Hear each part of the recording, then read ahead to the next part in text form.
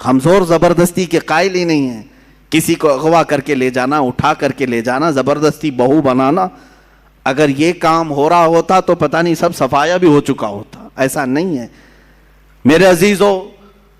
یہاں پر ان بچیوں کے لیے میں کہتا ہوں کہ کچھ ایسے حالات بنائے جائیں گے, شکل و صورت اس پر کبھی مت جانا.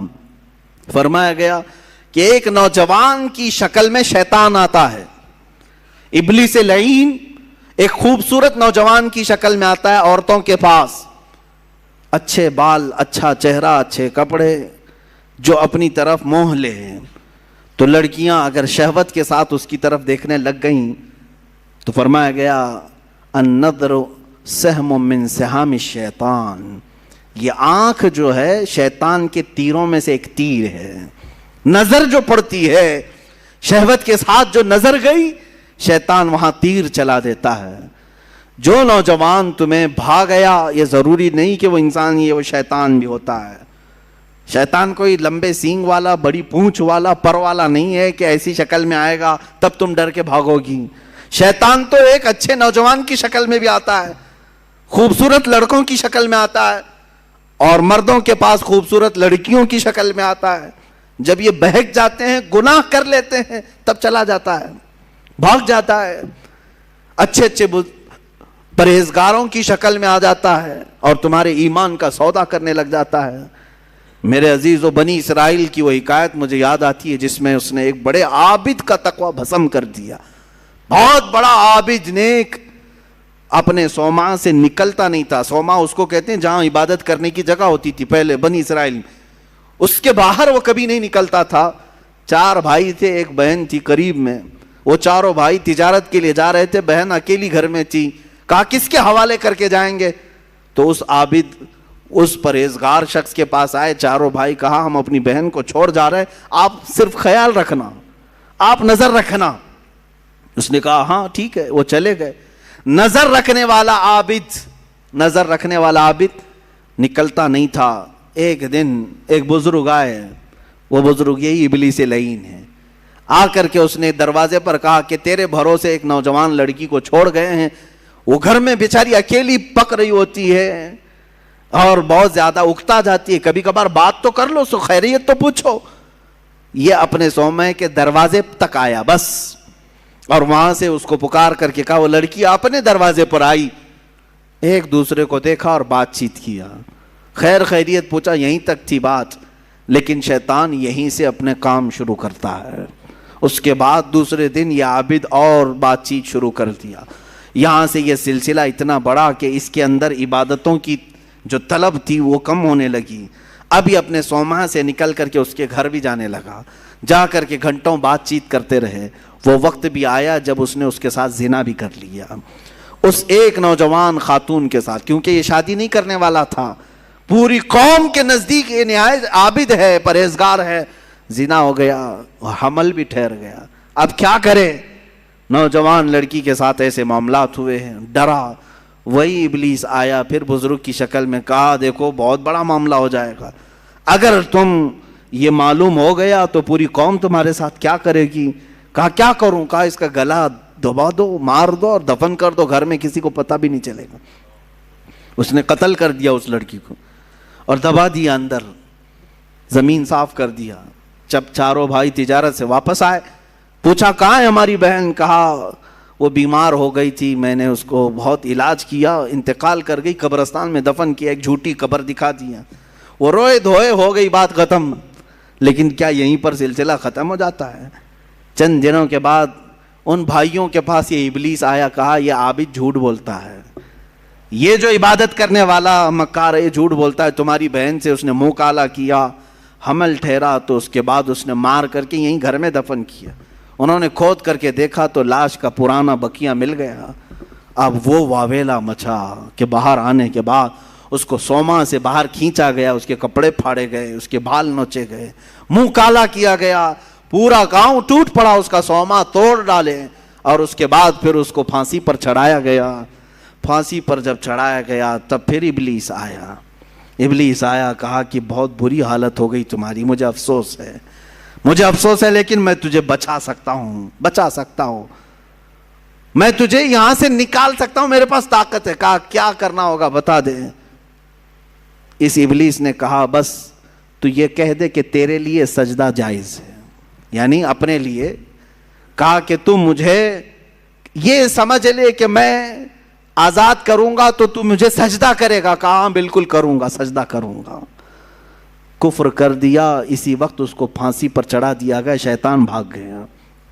جس کی ابتدا عبادتوں سے شروع ہوئی تھی، انہی نظروں کا دھوکہ تھا کہ کفر پر موت ہو گئی.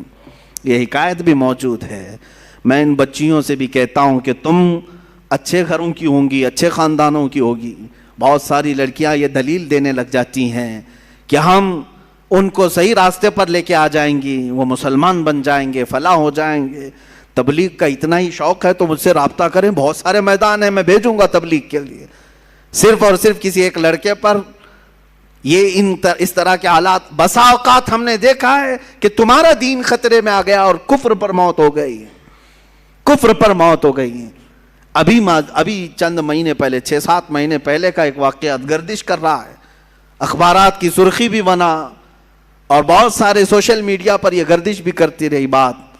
مدھیہ پردیش کے کسی علاقے کی ایک نوجوان لڑکی اپنے گھر چھوڑ کر بھاگی تھی اسی طرح سے، اور اس کے گھر گئی، سب کو چھوڑ دیا.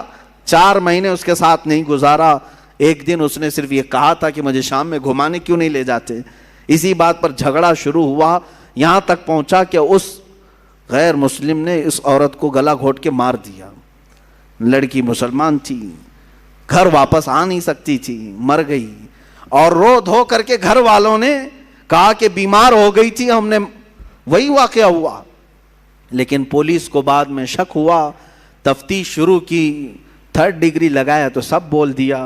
کہا کہ ایسا ایسا ہوا تھا اور میں نے مار دیا ہے، میں نے مار دیا ہے. عزیزان گرامی، پوسٹ مارٹم آنے کے بعد پتہ چلا 2 مہینے کے بعد کہ اس لڑکی کو انہوں نے اس طرح سے مار دیا تھا. میں ان بچیوں سے کہتا ہوں جو اپنے گھروں کی عزت کو لے کر کے نکل جاتی ہیں. آج میں اسی بات کی طرف آنا چاہتا تھا. آؤ تمہیں میں مثالی خواتین کی وہ زندگیاں بتاؤں جن کے اوپر مکہ والوں نے مظالم کے پہاڑ ڈھا دیے. کیا نہیں کیا. اس سیدہ سمیہ کو لاکھوں سلام، جن کو گھر سے گرفتار کر کے مکہ کے کافروں نے بیچ بازار میں لایا اور گھوڑے کی ٹانگوں سے باندھ دیا. کہا سمیہ چھوڑ دے اپنے دین کو. اگر خواہشات ان عورتوں کے دلوں میں بھی ہوتی تو چھوڑ دیتی. مکہ کے بڑے بڑے رئیس ان کو اپنانے کے لیے تیار تھے، بڑے بڑے پیسے والے اپنے لیے اپنے گھر کو ان کو بلانے کے لیے تیار تھے. سیدہ سمیہ اس وقت بھی احد احد کہتی رہی، میرا اللہ ایک ہے، میرا اللہ ایک ہے، اس کے علاوہ میں کسی بات کا اقرار نہیں کروں گی. ان کو اتنا مارا سیدہ سمیہ کو. ابو جہل خبیث مردود نے ان کی شرمگاہ پر نیزہ مار کر کے انہیں شہید کیا. تمہیں معلوم ہے پوری اسلام کی تاریخ اٹھا کر کے دیکھنا، اسلام میں سب سے پہلے شہید ہونے والی اگر کوئی ہے تو سیدہ سمیہ ہے. وہ عورت ہے جنہوں نے جان پیش کر دیا، دین نہیں دیا، دین نہیں بیچا.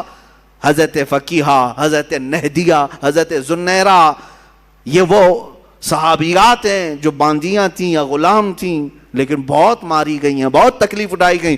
اب تک تم حضرت بلال حبشی کا ہی سنتے رہے نا، حضرت خباب کا سنتے رہے، حضرت نہدیہ کا سنو، حضرت زنیرہ کا سنو، حضرت فقیہہ. ایک ایسی صحابیاں ہیں جن کو خود حضرت عمر مارتے تھے ایمان لانے سے پہلے. اتنا مارتے تھے کہ تھک جاتے تھے اور بیٹھ کر کے کہتے کہ میں تجھے اس لیے نہیں چھوڑا ہوں کہ تجھ پر رحم آ گیا، اس لیے چھوڑا ہوں کہ میں تھک گیا ہوں.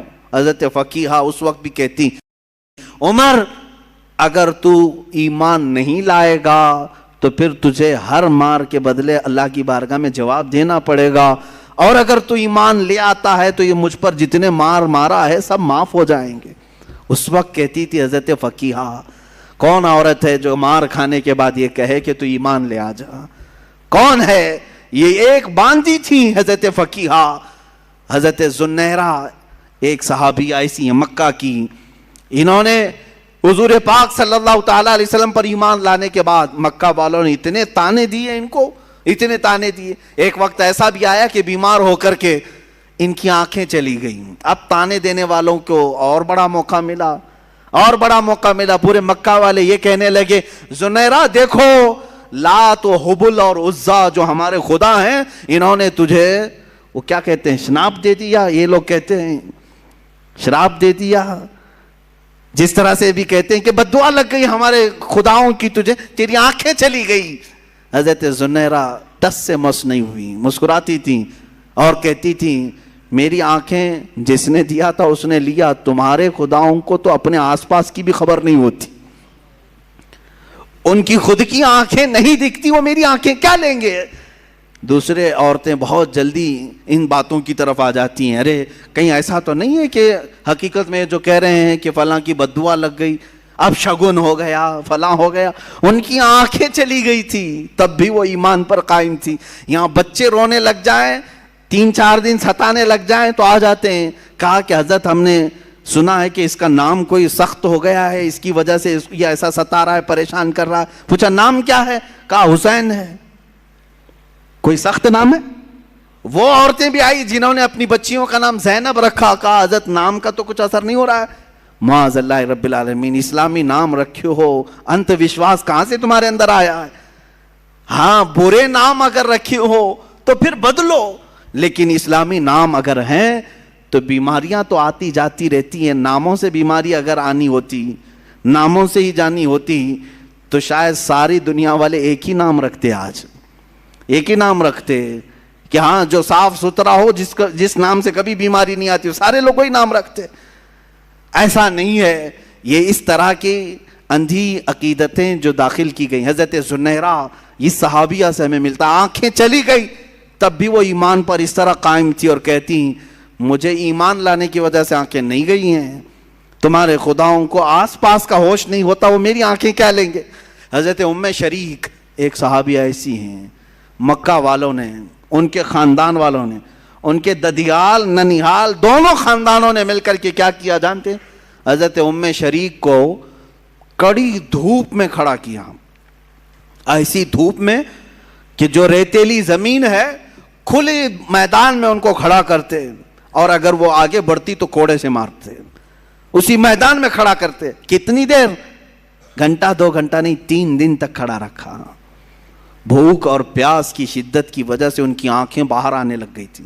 حضرت ام شریک یہ بھی صحابیاں ہیں، اس کڑی دھوپ میں، آج مکہ کی دھوپ جانتے ہیں آپ 50 ڈگری کے اوپر جاتی ہیں، 50 ڈگری کے اوپر، شاید آپ 35-40 ڈگری میں ہی پریشان ہو جاتے ہیں، 50 ڈگری سے اوپر کی دھوپ برداشت کرتی ہوئی گرم ریت پہ کھڑی رہی 3 دن تک۔ 3 دن کے بعد وہ کہنے لگے کہ تو اپنے خدا کو چھوڑ دے، چھوڑ دے۔ حالت ایسی ہو گئی تھی کہ کانوں میں آواز تک نہیں آ رہی تھی۔ میں نے روایت پڑھا، آنکھیں بھیگ گئی۔ حضرت ام شریک پوچھنے لگی کیا کہہ رہے ہیں؟ تو انہوں نے اشارہ کر کے کہا ایک کو جو تو مانتی ختم کر دے۔ کان سنائی نہیں دے رہے، آنکھیں باہر آ چکی ہیں، جسم تپ رہا ہے، پیروں میں چھالے پڑ گئے۔ تب وہ پکار کر کے کہتی اللہ احد، اللہ احد، اللہ ایک ہی ہے، ایک ہی ہے۔ کوڑے مار مار کر کے ان کو زخمی کر دیا تھا حضرت ام شریک رضی اللہ تعالیٰ عنہا کو۔ اور جانتے یہی وہ صحابیہ ہیں، حضرت ام